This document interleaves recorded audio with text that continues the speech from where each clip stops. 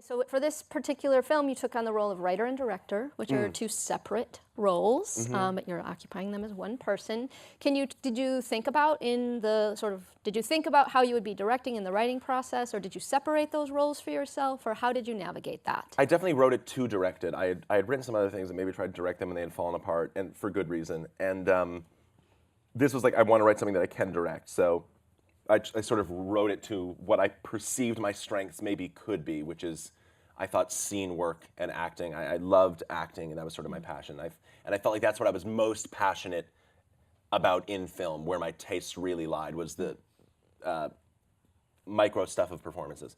But when I was writing it, I was picturing it way more like verite, docu-style. I thought it was like, oh, I'll just make like The Wrestler with a 13-year-old girl or something.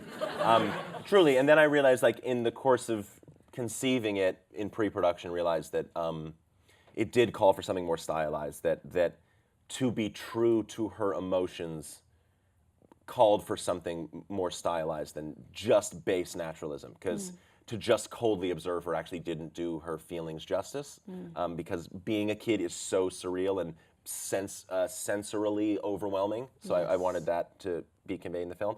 But yeah, I mean, this is very new to me, and I really, despite everything I say, I really can't speak with authority on any of this stuff, and it was everything.